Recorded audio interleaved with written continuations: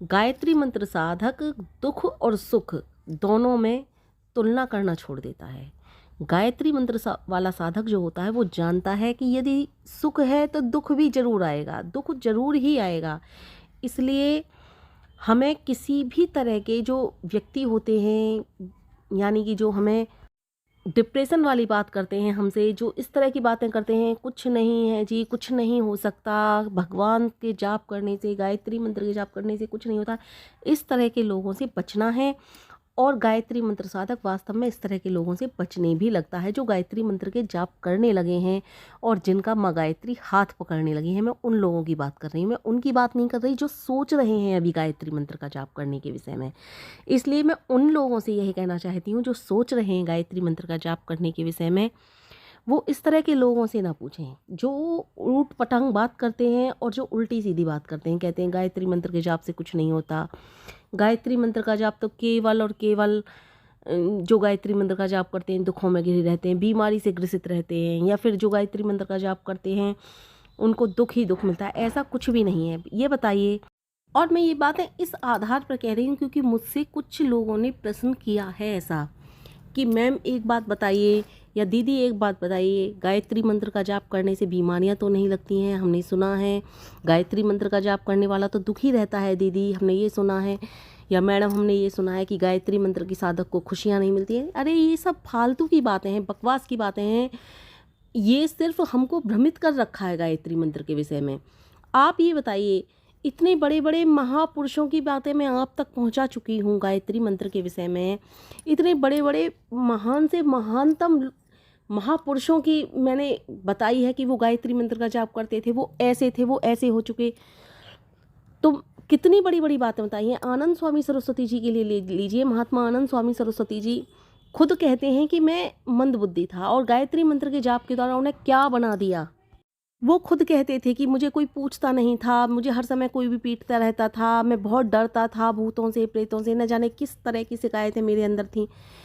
तो उनको क्या बना दिया। वो मैंने कहानी आनंद स्वामी सरस्वती जी की डाल रखी है, मैं एक बार और फिर से डालूंगी उस कहानी को, क्योंकि उसमें कुछ कमियां रह गई थीं। जो भी कमियां रह गई थीं, जो भी बातें उनकी शेयर करनी थी मुझे, वो नहीं कर पाई मैं आपसे, तो मैं उनको भी फिर से डालूंगी। तो उन्होंने खुद कहा है इन बातों को कि मेरे पास आज पैसा भागता है, मैं पैसे से दूर जाता हूँ, इतना ही पैसा मेरा पीछा कर रहा है, धन मेरा पीछा कर रहा है। इस तरह की बातें उन्होंने कही थी। तो वो सिर्फ और सिर्फ गायत्री मंत्र के जाप किया करते थे। उन्होंने स्वयं कहा है मैं साधना के तौर पर यदि कुछ करता हूँ तो वो गायत्री मंत्र के जाप करता हूँ। और मदन मोहन मालवीय जी जिन्होंने इतने बड़े, जिन्होंने शांति कुंज की स्थापना की, उनके लिए उपदेश दिया था कि आप गायत्री मंत्र के जाप किया कीजिए। श्री राम शर्माचार्य जी, उनके लिए मदन मोहन मालवीय जी ने ही प्रेरित किया था गायत्री मंत्र के जाप के लिए। आज भी आप उनकी समाधि के पास जाओगे ना तो वास्तव में ऐसा फील होता है कि वास्तव में यहाँ कुछ है, इतनी शांति। आप ध्यान करने बैठ जाओ, गायत्री मंत्र के जाप करने बैठ जाओ, न जाने कहाँ खो जाते हो, आपको समय का पता ही नहीं चलता कितनी देर आपने गायत्री मंत्र के जाप कर लिए। ये मैं अपने बातें से नहीं बता रही हूँ, लोगों ने मुझे बताया है, अनुभव अपना तब बता रही हूँ इस बात को, कि लोग कहते हैं वहाँ जाकर ऐसा प्रतीत होता है कि हमें समय का पता ही नहीं चलता, हम कितनी देर से यहाँ बैठे हैं और कितनी देर से गायत्री मंत्र के जाप कर रहे हैं।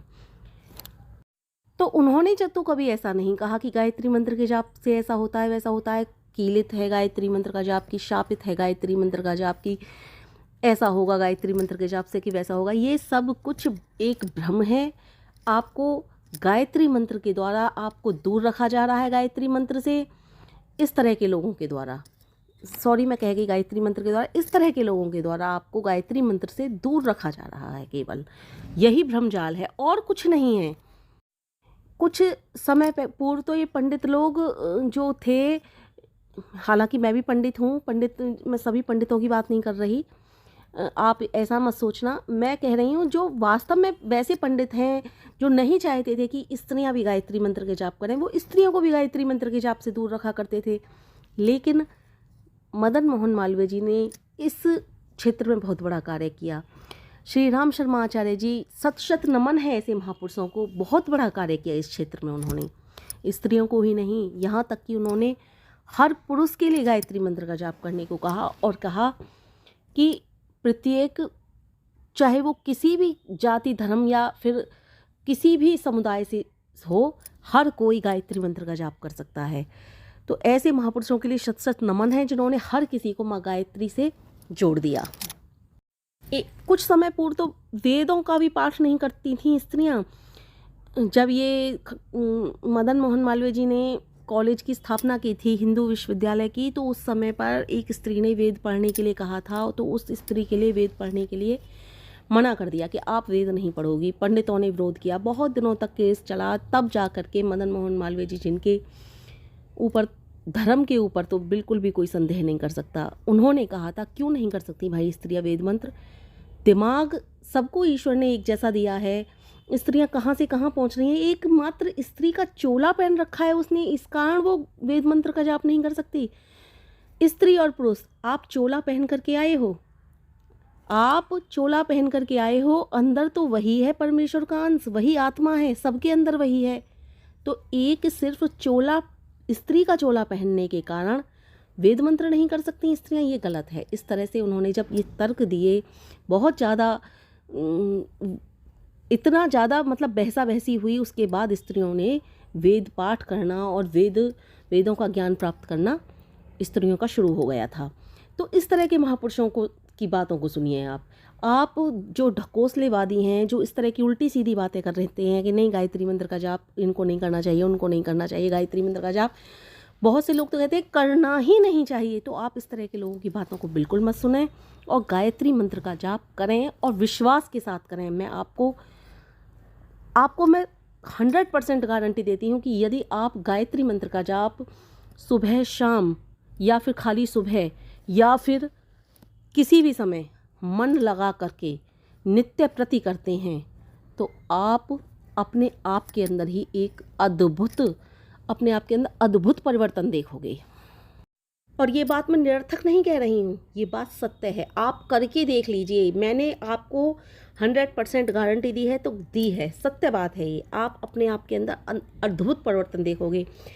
अच्छा, कुछ बातें ऐसी होती हैं हमारे साथ कि हम सोचते हैं ये काम करेंगे तो ऐसा ना हो जाए कहीं, हम मेरे साथ खुद हुआ है कई बार कि मैं सोचती हूँ ऐसा करूँ तो जैसे कोई दवाई गोली होती है कि मैं इस दवाई को खा लूँ तो ऐसा ना हो, लेकिन मैं उसे खाती नहीं, फिर भी मेरे साथ वैसा हो जाता है। तो मैं सोचती हूँ सही किया मैंने जो ये दवाई नहीं खाई, वरना मैं सोचती कि शायद इस दवाई की वजह से मुझे ये हो गया था। ऐसे ही हमारे साथ कुछ गायत्री मंत्र के साथ भी कुछ लोगों के अंदर इस तरह की धारणाएँ हो चुकी हैं। जैसे कि अब बीमारी फैल रही है, बुखार चल रहा है, किसी व्यक्ति को बुखार आना ही आना है और उसने आज गायत्री मंत्र का जाप कर लिया, कल को उसको बुखार चढ़ गया तो वो सोचेगा मैं गायत्री मंत्र के जाप के द्वारा मुझे बुखार आ गया। अरे नहीं भाई, बीमारी है तो आएगी ही, 1-2 दिन करके तो देखिए, बुखार भी ठीक हो जाएगा। ऐसा नहीं है, कुछ भी नहीं है, बुखार गायत्री मंत्र के जाप से नहीं आता है। मुझसे एक सज्जन पुरुष थे, कौन थे मुझे नहीं पता, कमेंट करके भी उन्होंने ये कहा था कि दीदी मैंने गायत्री मंत्र के जाप किए और मैं बीमार हो गया, मैं उसी दिन से बहुत बीमार हूँ। भैया ऐसा कुछ भी नहीं है। अगर ऐसा आपको लगता है तो थोड़े थोड़े गायत्री मंत्र के जाप कीजिए, थोड़ा से शुरू कीजिए, लेकिन ऐसा कुछ भी नहीं है, क्योंकि मैं तो हमेशा गायत्री मंत्र के जाप करती हूँ। न जाने शांति कुंज हरिद्वार में कितनी स्त्रियाँ और पुरुष गायत्री मंत्र का जाप कर रहे हैं और कितने नए लोगों को वो गुरु मंत्र दिया करते हैं गायत्री मंत्र का ही, और वो नए लोग भी गायत्री मंत्र के साथ जुड़ते जा रहे हैं। तो उनके साथ तो कभी कुछ गलत नहीं हुआ, उनके साथ तो कभी कुछ ऐसा नहीं हुआ। तो भैया अगर आपको ऐसा लगता है तो थोड़ा थोड़ा गायत्री मंत्र का जाप कीजिए, लेकिन करना शुरू कीजिए। गायत्री मंत्र का जाप ही आपको इस संसार के भव सागर से उबार सकता है, भव बंधन से निखार सकता है, भव बंधन से ऊपर उठा सकता है, और इस भव जो सागर होता है इससे मुक्त भी कर सकता है। क्योंकि ये बात मैं ही नहीं कहती, हमारे वेदों में भी लिखा हुआ है, हमारे महापुरुषों ने भी कहा है, गायत्री मंत्र महामंत्र है, इससे बड़ा कोई मंत्र नहीं है। जब इसके लिए महामंत्र कहते हैं तो फिर संदेह किस बात का? महामंत्र है तो है, संदेह किस बात का? कहते हैं ना, हथ कंगन को आरसी क्या और पढ़े लिखे को फारसी क्या। भाई खुद अजमा करके देख लीजिए गायत्री मंत्र को।